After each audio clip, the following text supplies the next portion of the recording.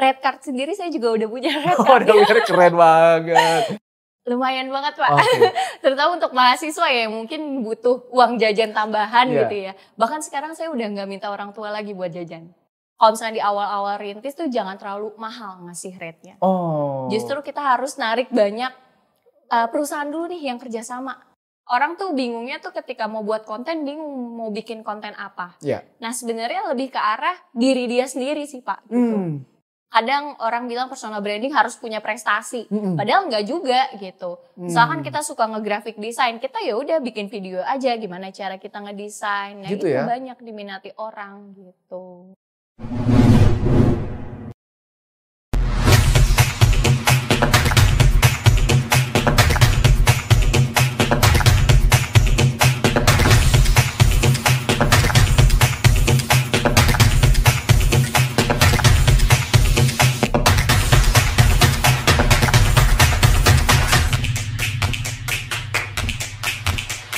Selamat siang leaders, terima kasih telah bergabung lagi di podcast Hive Intelligence. Podcast yang memberikan wawasan dan insight dari ahli dan juga anak muda yang berprestasi. Hari ini masih bersama saya, Romora Edward Sitorus yang akan membawa podcast ini. Hari ini kita juga kedatangan tamu yang sangat spesial, yaitu content creator sekaligus mahasiswa berprestasi, yaitu Nur Siva. Apa kabar Nur Siva? Alhamdulillah baik Pak. Baik Bapak ya? gimana kabarnya Pak? Baik, alhamdulillah sehat. Alhamdulillah. Alhamdulillah. Thank you ya udah datang ya. Ya sama-sama Pak. Terima kasih juga Pak sudah mengundang saya pada podcast hari ini. Senang sekali ada Siva di sini. Dulu Siva pernah membantu saya untuk buatin konten. Betul. Sekarang bisa ngobrol, luar biasa sekali. Luar biasa Benar sekali. banget. Dulu saya asisten dosennya Pak Romora ya yang bikin konten di sosial media. Sampai akhirnya dari situ saya tertarik di dunia sosial media gitu. Bukan hanya dari situ tapi. Iya, ada yang dari lainnya ya. juga, betul. Jadi dari situ sih Pak. Gitu ya. Siva ini luar biasa. Saat ini Siva mahasiswa tahun ketiga di Universitas Negeri Jakarta. Dia juga menjadi duta Universitas Negeri Jakarta sekaligus duta Museum Listrik PLN. Betul Pak. Belum lagi dia menjadi pembicara di berbagai event dan juga menjadi mahasiswa berprestasi. Benar. Saya juga melihat di CV-nya bahwa Siva ini sangat aktif membantu content creation dari berbagai perusahaan. Benar ya? Betul Pak. Kerjasama gitu sama berbagai perusahaan. Luar biasa sekali. Jadi teman-teman kita langsung saja ngobrol dengan Siva untuk belajar banyak dan berbagi dengan teman-teman para leaders semuanya. Siva, kita ngobrol-ngobrol tentang latar belakang atau background Siva, mulai dari jadi mahasiswa sampai content creation ini, boleh nggak cerita pengalamannya yang membawa Siva sampai ketemu passionnya di content creator ini? Oke, baik Pak. Kalau misalkan dari awal maba, sebenarnya kan saya sibuknya organisasi ya. Waktu semester 4, waktu itu lagi cari-cari beasiswa, dapatlah beasiswa yang Museum Listrik PLN. Nah ternyata ketika dapat beasiswa itu, saya juga harus menjadi duta Museum Listrik selama 1 bulan di sana. Jadi di situ saya membuat konten terkait dengan museum gitu ya. Dan dari situ saya nge-share banyak hal gitu ya di media sosial saya. Dan ternyata saya ngerasa kayak suka banget nih bikin konten di sosial media gitu ya. Terutama di Instagram dan TikTok pribadi. Dan waktu itu ketemu dengan Pak Romora juga gitu kan. Saat yang bersamaan waktu lagi cari beasiswa saya dikenalkan oleh Pak Suherman ya waktu itu. Dan akhirnya saya bekerja juga nih dengan Pak Romora buat bikin konten. Tapi lebih ke arah graphic design. Yes. Nah ternyata dari model graphic design itu yang membuat konten gitu ya di Instagram Pak Romora itu buat jadi modal ketika bekerja freelancer. Jadi di tahun berikutnya saya kebetulan waktu itu jadi duta UNJ juga. Nah alumni duta UNJ ada yang bekerja juga di PT Global Alhidayah di Agent & Co. Nah saat itu beliau itu ngasih pekerjaan juga kan, nawarin pekerjaan apakah ada yang bisa buat modul digital marketer gitu kan. Dan akhirnya saya cobalah buat bikin modul itu. Padahal sebenarnya saya belum begitu ahli gitu di bidang digital marketing. Coba dulu ya. Benar. Dan saya itu model dapat ilmunya tuh dari kursus-kursus online. Itu saya ambil materi-materinya, saya buatlah modulnya. Dari situ saya mengembangkanlah graphic design ke arah bikin modul PPT-nya itu. Oh, Gitu. PPT as in carousel di Instagram atau PowerPoint? Untuk PowerPoint. Untuk PowerPoint Benar. betul menjelaskan tentang apa itu digital marketing gitu ya? Iya, betul. Jadi waktu itu saya buat 4 modul di perusahaan itu gitu, sebagai modul creator. Dan dari situ saya semakin tertarik lah. Oh, sosial media carousel udah nih gitu kan. Terus video juga udah. Terus dari modul juga udah. Nah, ternyata yang lebih bikin saya tertarik adalah video. Oke. Nah, dari jadi duta, saya coba nge-branding gitu ya di Instagram dan juga TikTok. Nah, dua media sosial ini itu punya 2 pasar yang berbeda. Oh gitu ya? Berapa Instagram follower sama TikTok follower kamu sekarang? Kalau Instagram sekarang udah 11.000 Pak. 11.000 followers. Wow. Kalau TikTok? Di TikTok itu ada 23.000 saat ini. Wow, banyak banget pemirsa. Luar biasa. Tadi lagi mau menjelaskan? Iya, jadi dari pasar? situ di tahun lalu ya berarti ya saya coba buat nge-branding sebagai duta dan juga sebagai freelancer. Oke. Nah, jadi 2 Instagram ini punya 2 branding yang berbeda. Iya. Di TikTok lebih ke arah karir. Oke. Sebagai freelancer, bekerja gitu ya. Lebih ke arah pekerjaan. Tapi kalau misalnya di Instagram lebih ke arah gimana cara jadi mahasiswa yang aktif, berprestasi, jadi duta. Nah, itu lebih sharingnya ke arah situ. Jadi 2 ini beda nih. Kenapa nggak dicampur? Nah, itu saya awalnya cari-cari dulu marketnya di TikTok. Pertama saya sharing mengenai duta di TikTok nih. Tapi ternyata kurang minatnya. Setelah itu saya coba cari lagi, oh ya gimana kalau misalnya saya nge-branding sebagai freelancer nih. Ternyata banyak di situ. Banyak yang minat. Banyak yang suka. Nah, dari situ pertama kali dapat endorsement juga, Pak. Wow, gitu. Luar biasa. Iya. Jadi dari sejak kapan itu kamu mulai membuat Instagram dan fokus ke content creation? Kalau misalnya Instagram, TikTok sebenarnya udah lama ya punya akunnya. Cuman kan nggak begitu aktif buat nge-share konten. Baru di tahun lalu, di bulan Juli, itu baru mulai aktif tuh. Jadi pas saya nge-branding duta itu pas akhir-akhir masa jabatan. Oh iya? Karena pas awal duta malah nggak nge-branding gitu. Nge-branding pas akhir jabatan. Terus pas jadi freelancer itu juga pas banget di bulan Juli. Itu. Gitu. Oke. Dan hasilnya setelah kamu branding di Instagram sebagai mahasiswa yang fokus untuk akademik gitu ya. Kemudian juga di TikTok sebagai content creator. Sejauh ini apakah udah ada insentif secara komersial yang kamu dapatkan? Iya, sejauh ini sudah ada Pak, alhamdulillah. Boleh cerita nggak berapa banyak perusahaan yang kerjasama dengan kamu dan juga apakah hasilnya ini lumayan nggak? Lumayan banget Pak, terutama untuk mahasiswa ya mungkin butuh uang jajan tambahan gitu ya. Bahkan sekarang saya udah nggak minta orang tua lagi buat jajan. Oh iya? Iya. Wow, luar biasa. Jadi benar-benar dari sendiri aja gitu. Gitu ya? Dan kalau misalnya perusahaan saat ini pihak luar yang bekerja sama tuh ada 20 lebih. 20 lebih? Iya, perusahaan. Dari sejak Juli sampai sekarang? Juli sampai sekarang. Yang sekarang paralel bekerja sama dengan kamu ada berapa? Kalau sekarang masih 1 sih Pak yang kita lulus itu. Kadang mereka itu buat konten tuh hanya 1 aja. Misalkan kerjasama nih 1 konten aja gitu kan. Nah cuman kalau misalnya untuk jangka panjang sampai setahun kontrak itu dari pihak kita lulus gitu. Oh gitu, ya, keren banget. Ya platform cari kerja gitu.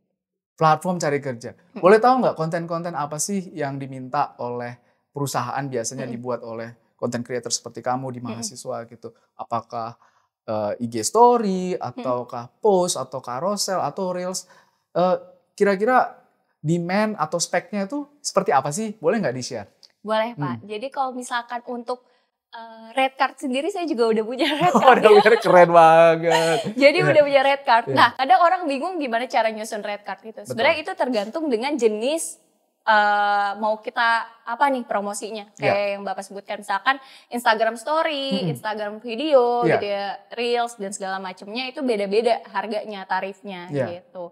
Sebagai contoh kalau misalkan di story mereka hanya kerjasama gitu ya. Sebutlah kalau misalkan di awal-awal rintis tuh jangan terlalu mahal ngasih rate-nya. Justru kita harus narik banyak perusahaan dulu nih yang kerjasama gitu. Oke, kita mengerti pasarnya dulu ya, bangun pasarnya dulu. Betul. Baru setelah itu ketika kita punya portfolio, kita naikin harga. Naikin harga. Nah, seperti itu Pak. Jadi untuk perusahaan lebih banyak ke video sih Pak dibanding story gitu. Oh gitu ya. Sejauh ini range harga yang kamu tawarkan untuk Instagram Reels gitu satu post berapa? Kalau misalkan di Instagram Reel tuh 350 ribu sekali post. sekali post. Iya, gitu. Wah, lumayan juga ya. Iya, kalau TikTok di 400. 400 Iya, sekali post. sekali post. Wow. Gitu. Kalau IG story? Kalau IG story itu 200-an sih Pak. Jadi setengah harganya. Karena, Setengah harganya? Kalau misalnya aku nge-rate itu berdasarkan ini sulit gak sih dibuatnya. Iya. Gitu. Kalau misalkan ternyata dia lebih mudah kan kalau Instagram story cuma berapa menit aja gitu kan. Gak kayak video yang harus ngedit segala macem, ya udah lebih murah gitu. Dibandingkan yang video memang harus lebih mahal. Oke. Ada gak sih perbedaan antara konten yang dibuat di story dengan yang dibuat di reels gitu? Ketika misalkan itu personal story mungkin buatnya di story. Kalau itu lebih ke tips itu buatnya di reels gitu. Ada nggak semacam segmen-segmen gitu yang lebih cocok formnya untuk setiap story? Oh oke Pak. Kalau misalkan dari saya sendiri, kalau nge-story itu kalau misalkan kita mau cek ombak dulu. Misalkan saya mau ngeluarin konten nih kerjasama sama perusahaan. Supaya orang menarik buat nonton videonya itu, saya nggak langsung nge-repost ke story. Tapi saya bikin dulu kayak quiz-quiz dulu di story-nya. Sebelum nge-post Instagram Reels-nya? Betul, sebelum nge-post Instagram Reels-nya. Kayak misalkan mengenai freelance, kayak teman-teman tahu nggak sih freelance itu apa gitu. Jadi saya nanti buat polling di situ. Jadi buat banyakin views dulu nih di story-nya. Baru setelah itu saya nge-up si Reels-nya itu. Baru Reels-nya di-repost lagi di story. Betul. Jadi itu triknya yang saya nemuin ya Pak ya. Keren banget triknya ya. Dan itu ketika kita build up the tension atau menuju ke reels yang di-post itu berapa hari itu kita buat post-postnya dulu? Apakah buat postnya IG story-nya itu buatnya seharian penuh, habis itu di akhir hari buat IG reels-nya, atau bisa seminggu baru IG reels-nya ditampilkan? Kalau misalkan itu saya cuma jeda 2 jam sih Pak. Jeda 2 jam ya? Oh gitu ya? Jadi Instagram story dulu nih, jeda 2 jam sekaligus saya nyiapin caption gitu ya. Baru setelah itu saya up gitu. Keren banget sih. Iya, jadi emang harus nunggu dulu. Nunggu dulu orang yang banyak nge-reaction dulu di story, baru kita nge-up gitu. Oke. Padahal kita udah siapin reelsnya juga ya? Benar. Menarik banget. Jadi dari timing itu juga penting. Penting banget ya? Iya, benar. Wah teman-teman, ini tips yang bagus banget ya. Kalau teman-teman mau belajar content creation, bisa ikutin Instagram Siva juga ya? Di mana ya Siva? Di @nursyifa_nadiastuti. @nursyifa_nadiastuti. Kalau yang TikToknya? Sama, @nursyifa_nadiastuti juga. Oke, mantep banget. Jadi tips-tipsnya ada di situ semua ya? Benar. Jangan lupa di-follow dan like ya, komen juga di situ. Siva, tadi kita udah bicara terkait pengalaman dirimu sebagai mahasiswa, terus sekarang content creation, bahkan udah bisa membiayai untuk pengeluaran sehari-hari gitu ya. Ini luar biasa banget, dan memang anak muda sekarang kan kesempatannya terbuka banyak. Betul. Jadi kita jangan fokus hanya ke pekerjaan-pekerjaan yang mungkin harus ke kantor gitu. Berat. Tapi bisa dari rumah buat konten, itu juga penting kan. Nah, jadi kalau saran kamu nih untuk anak-anak muda yang mau buat konten, yang mungkin gengsi gitu ya, atau merasa dirinya nggak capable untuk buat konten. Apa sih yang kamu rasakan dan kamu bisa melalui semua itu, ada nggak saran-saran? Oke, kalau misalkan waktu awal saya juga awalnya saya gengsi kan, kayak takut orang-orang ngomongin saya nih kan, oh ini dia bikin konten. Bahkan aku waktu itu bikin konten motivasi di TikTok, terus kayak teman-teman pada ngeledekin, motivator gitu. Ya itu kan malu juga kan, apaan sih orang viewsnya baru sedikit gitu kan. Tapi dari situ kayak ya udah jadikan itu sebagai motivasi aja. Istilah kalau misalkan teman-teman ngeledek atau gimana, ya udah yang penting jalanin aja apa gitu yang udah dijalanin. Terus kayak kalau orang tuh bingungnya tuh ketika mau buat konten, bingung mau bikin konten apa.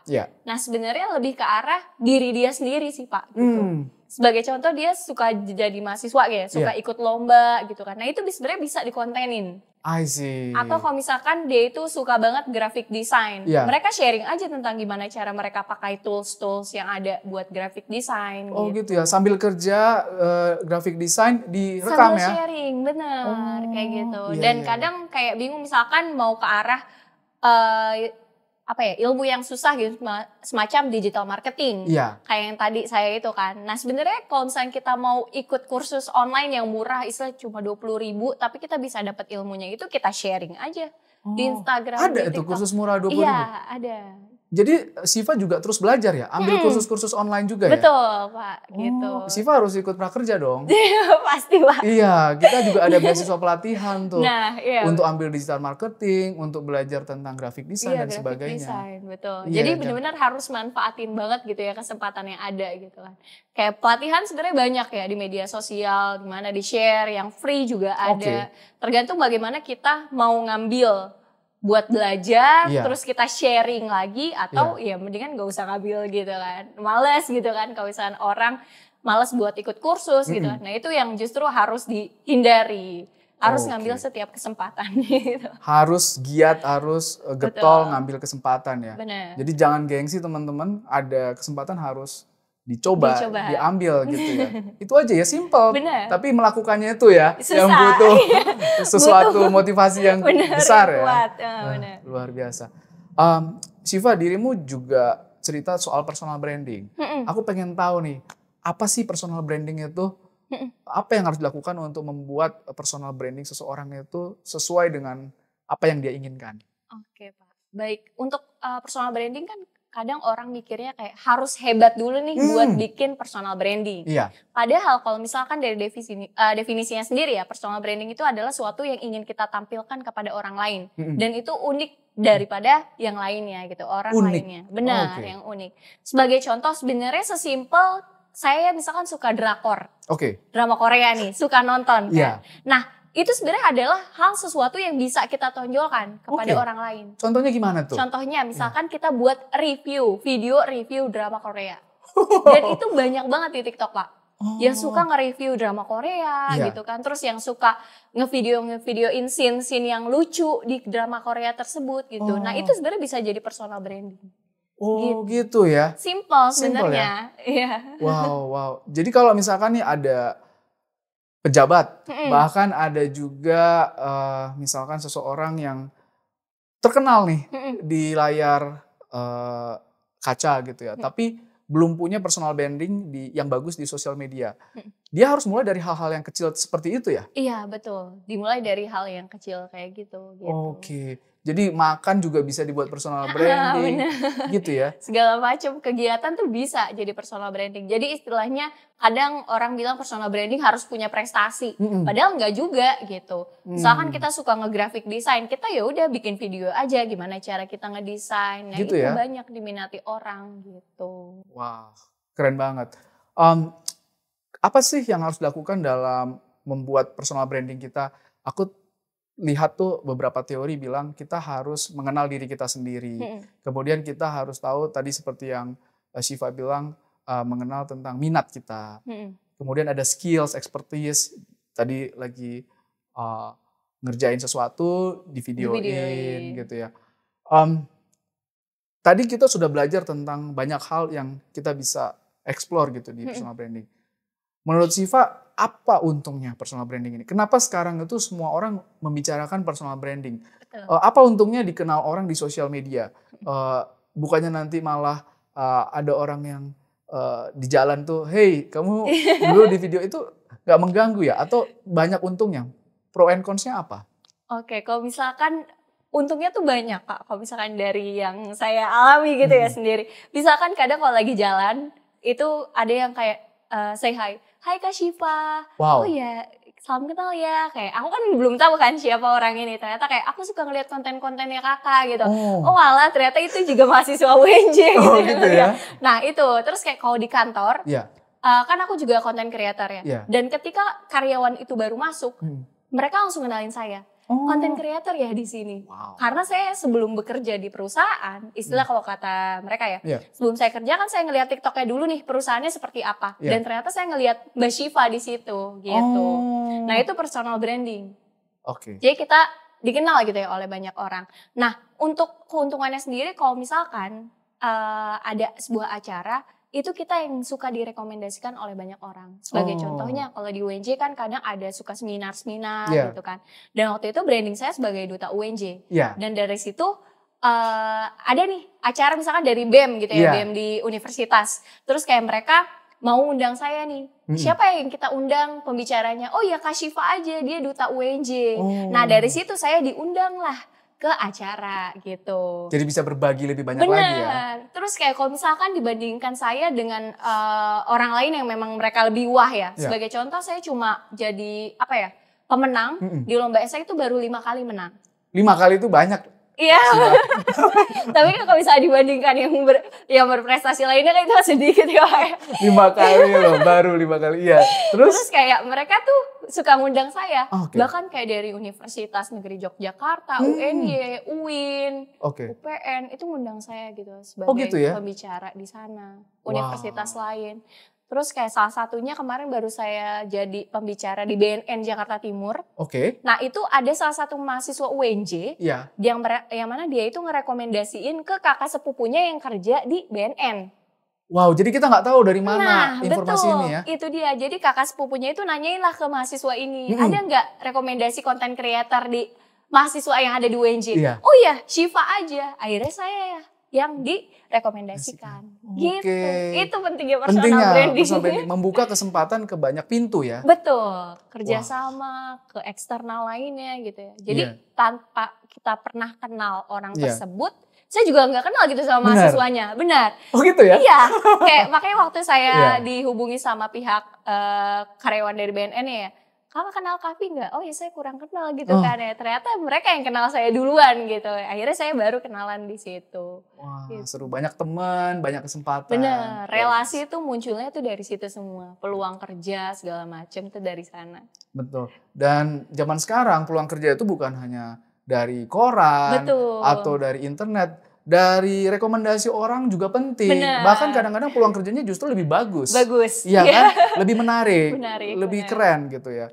Oke, itu tadi dari perspektif kita yang personal branding. Kalau perusahaan saya dengar juga banyak yang branding melalui sosial media. Betul. Begitu. Apa sih untungnya perusahaan untuk branding dari sosial media? Dan kenapa banyak perusahaan sekarang yang mengajak karyawan atau karyawatinya untuk brandingin mereka lewat sosial media? Oke baik Pak, kalau misalkan dari sisi perusahaan karena saya juga employer branding ya, content creator di PT Sisi, Sinergi Informatika Semen Indonesia, itu grup dari SIG ya, Semen Indonesia Group, dan aku di posisi employer branding. Jadi kita nge-branding karyawan yang bekerja di sana, seperti itu. Nah, hal tersebut dilakukan perusahaan sebenarnya karena ingin menggait calon karyawan atau calon kandidat gitu yang akan bekerja di perusahaan tersebut. Karena kalau misalnya Gen Z sekarang tuh cari pekerjaan tuh bukan hanya dari segi gajinya aja yang dilihat, tapi kenyamanan karyawan yang bekerja di sana. Seperti itu. Kadang mereka kalau misalnya mau kerja lihat dulu nih di TikTok perusahaannya seperti apa sih. Oh seru nih misalkan ada coworking space-nya, ada tempat main mereka gitu kan. Nah itu yang buat calon karyawan tuh tertarik gitu ya untuk bekerja di perusahaan. Kayak gitu. Dan jadi, perusahaan juga pengen dapat karyawan yang bagus ya. Benar gitu. Dan juga karena itu bagian dari HR ya gitu. Jadinya bagaimana cara kita ketika kita nge-share lowongan, banyak nih orang yang ngelamar di perusahaan kita, di lowongan tersebut gitu. Oke, jadi pertama orang makin banyak yang tertarik dengan perusahaan itu, dan juga kita sebagai HR itu lebih gampang untuk dapat orang yang apply ya. Benar, lebih banyak dapat kandidatnya. Dan itu udah terbukti Pak. Jadi ketika semenjak saya masuk bulan Januari gitu ya bekerja di sana, sampai sekarang tuh udah sekitar 2.000 orang yang melamar. Wow. Dan kalau misalkan konten di TikToknya sendiri itu ada 400.000. 400.000 yang nonton? Iya, padahal istilah TikTok perusahaan saya ini dulunya 500 followers Pak. Ketika saya masuk, jadi konten kreatornya sekarang udah 2.800 followers. Hampir 5 kali lipat lebih ya? Benar. Wow, keren banget ya. Dan itu benar-benar dilakukan setiap minggunya, harus rutin. Harus rutin? Betul. Oke, setiap minggu berarti harus ada keluar tiap hari kah? Benar. Berapa konten yang dikeluarin setiap minggu contohnya? Kalau seminggu aku minimal 2 kali. Oh, minimal itu standar ya, standar 2 kali. Kalau misalkan kayak konten ringan aja itu bisa 3 kali lah gitu. Jadi biasanya 2 kali seminggu. Dan dari konsisten itu. Jadi awalnya perusahaan saya ini belum begitu konsisten ngebuat kontennya gitu kan. Akhirnya nge-hire saya yang masuk di situ. Jadi satu orang nih megang buat content creation-nya itu supaya bisa ya konsisten lah buat bikin kontennya. Gitu. Jadi dirimu tiap hari datang ke sana? Enggak, saya WFO cuma 2 kali Pak. Work from office cuma 2 kali? Hari apa itu? Itu dibebaskan. Dibebaskan? Harinya, betul. Lebih banyak WFH-nya 3 kali gitu. Jadi dirimu sebenarnya full time? Full time. Full time di sana? Full time. Tapi tanggung jawab harus ada konten 2 kali atau 3 kali? Iya, betul. Wah, asik banget ya? Benar. Kalau misalkan dari segi fleksibel banget Pak buat kerja di sana ya. Iya, karena saya juga nyaman juga sih. Keren. Jadi kayak misalkan membuat konten antara konten pribadi sama perusahaan itu pasti beda. Saya ngalamin banget ya perbedaan itu. Kalau konten pribadi mungkin ketika kita bikin konten udah asal aja gitu kan. Kita bikin footage aja pun aman gitu kan. Tapi kalau perusahaan kita harus approval, banyak tahap ya yang harus dilakukan buat bikin konten itu gitu Pak. Oh gitu. Tapi konten perusahaannya nggak selalu serius kan? Enggak. Ada juga yang seru-seru, kehidupan sehari-hari. Boleh dikontenin juga kan? Itu dikontenin perusahaan juga. Yang memang relate ya sama perusahaan gitu. Oke. Jadi emang branding perusahaan juga penting gitu untuk saat ini. Luar biasa. Jadi dari konten pribadi sekarang konten perusahaan. Tadi kalau boleh cerita tentang konten perusahaannya kan tentu supaya konsisten perlu ada planning. Betul. Gimana tuh proses menentukan topik tiap minggunya? Apakah topik itu dibuat setahun ke depan atau seminggu ke depan supaya lebih relevan gitu? Kira-kira konten planningnya tuh seperti apa frekuensinya dan prosesnya? Oke, kalau misalkan dari awal ngebuat konten ya, itu yang paling pertama harus dibuat adalah konten pilar dulu. Konten pilar? Iya, pilar konten dulu. Itu istilahnya topik umum yang akan kita bahas. Kalau misalnya di perusahaan saya itu ada 3 konten pilar. Tips and education, jadi edukasi, tips di sini semua. Terus ada social and fun, ini lebih fun mengenai karyawan itu seperti apa, bekerja di sana gitu ya. Yang kedua news and information. Mengenai tentang berita perusahaan, informasi lowongan, nah itu ada di situ. Jadi ada 3. Nah dari sini kita buat konten topiknya tuh dikembangin gitu. Dikembangin. Nentuin topiknya itu di hari Senin terus dikerjain atau udah sebulan ke depan ditentuin? Kalau misalkan itu di sebulan ke depan. Sebulan ke depan ya? Jadi setelah buat konten pilar ini, buat konten kalender. Gitu. Jadi di konten kalender ini dalam sebulan. Sebulan ya? Sebulan kan 2 kali. Seminggu kan 2 kali ya kontennya. Jadi sebulan sekitar 8 konten. Nah itu saya buat di awal bulan. Di awal bulan? Iya. Jadi di awal bulan di minggu pertama itu nge-planning konten dulu nih. Konten apa aja yang mau dibuat. Nah otomatis harus ada referensi juga dong. Gitu ya. Dari yang TikTok mungkin yang udah ada tren-trennya atau segala macamnya. Jadi itu riset konten dulu nih di minggu pertama. Yang kita masukin ke konten kalender yang sesuai dengan yang konten pilar gitu ya, konten pilar perusahaan. Nah baru setelah itu buat konten kalender, topiknya apa aja. Nah baru setelah itu kita setiap minggunya yaitu berpegang sama si konten kalender itu. Ini judulnya misalkan review CV sama human capital dari PT Sisi. Nah itu pertama kali konten tentang edukasi, itu sampai 20.000 views. 20.000 views? Iya, padahal waktu itu followersnya baru 500. Wow. Itu tips edukasi pertama yang saya buat di perusahaan gitu ya. Karena waktu itu saya bareng mentor-mentor juga kan, kayak apa yang mau kamu buat nih dari konten pilar ini. Terus saya bilang kalau edukasi saya mau buat yang review CV. Review CV. Nah itu yang dapat 20.000 followers, 20.000 views ya. Waktu itu masih 500 followers padahal ya. Nah itu saya buat nih, kira-kira kesalahan apa sih yang sering dilakukan sama kandidat ketika ngebuat CV yang ATS friendly. Nah itu saya bedah, saya bikin CV dummy-nya gitu yang bohongan gitu ya, supaya bisa di-review gitu. Terus nanti saya setelah itu yang ngebuat yang namanya storyboard. Jadi udah topiknya di konten kalender udah ada nih. Udah ada. Kita buat selanjutnya storyboard. Alias kayak skrip gitulah, gitu. Visualnya seperti apa, kameranya ngambil dari angle mana, lokasi, properti apa aja yang dibutuhin, skrip dari si talentnya seperti apa, talentnya siapa aja dari karyawan gitu. Karena kalau misalnya dari perusahaan saya minimal 1 karyawan tuh 1 kali dalam di kontennya itu. Masuk ke konten lah gitu. Jadi semuanya harus kebagian? Harus kebagian gitu. Itu yang ngebuat istilahnya nge-branding perusahaan gitu ya. Nge-branding karyawan. Keren banget ya. Bener. Jadi nggak cuma perusahaan aja yang di branding ya, termasuk ya karyawan-karyawannya itu gimana mereka kerja gitu.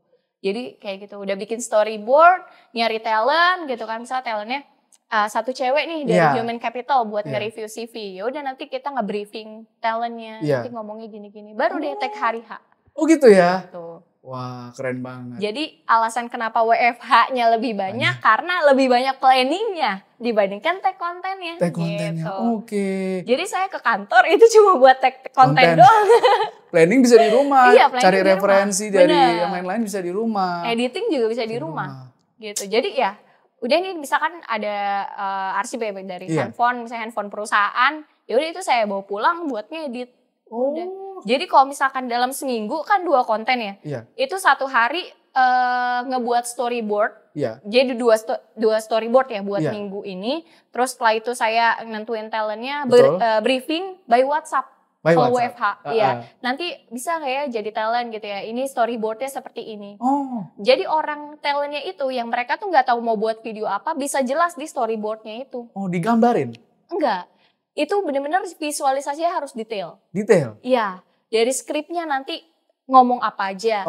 Terus dari gerakannya juga harus dimasukin dalam situ. Jadi kamu gambar atau? Enggak, dideskripsikan. Dideskripsikan lagi ngapain? Bener. Oh iya. Jadi nanti talent duduk di ruang ini, jadi nanti di kata ini tangan kanannya, misalkan tips pertama, tips kedua, nah ini semua dimasukin ke dalam storyboardnya. Kamu yang desain itu semua? Betul. Dan dari segi kamera itu juga harus didetailin. Betul. Jadi gimana si orangnya ini bergerak, kameranya, apa yang dia omongin, apa yang semuanya dia lakuin. Iya. Dan ini semua karyawan baik yang punya IG maupun gak punya IG harus mau. Harus buat, harus mau jadi keren talent. Banget. Ini ya gitu. Untuk perusahaan-perusahaan di luar sana bisa ditiru ini strateginya ya. Karyawannya didorong untuk buat konten tentang perusahaan selama itu positif. Betul. Ya, jangan ditahan-tahan karena karyawan tuh justru jadi evangelis untuk brand perusahaan ini. Benar, gitu itu ya. yang paling penting gitu istilahnya. Wah, keren banget pengalamannya ya. Nah, di 3 detik pertama itu saya saya nampilin saya lagi di Thailand. Oke. Betul, waktu itu saya nampilin lagi di Sleeping Buddha. Terus hooknya sendiri, saya nge-voice over misalkan dari kerja freelancer bisa ke luar negeri loh. Oh menarik banget. Nah, dari situ orang langsung penasaran gitu kan. Kan kalau video TikTok kan FYP ya, nggak kelihatan kan profil kita apa. Nah yang pertama mereka lihat duluan adalah namanya dulu. Namanya dulu. Nah kalau misalkan nama kita cuma Nur Shiva Nadia Stuti, nggak bisa. Nggak menarik. Justru harus ada tambahannya, embellan di belakangnya. Waktu itu yang ngelamar banyak jadi konten creator Pak. Karena itu kan merupakan anak BUMN juga kan, perusahaan BUMN. Jadi banyak banget nih yang coba apply. Cuman dari mentor dan atasan lebih milih saya. Karena katanya konten saya ini lebih orisinal, gak ngikutin banyak tren.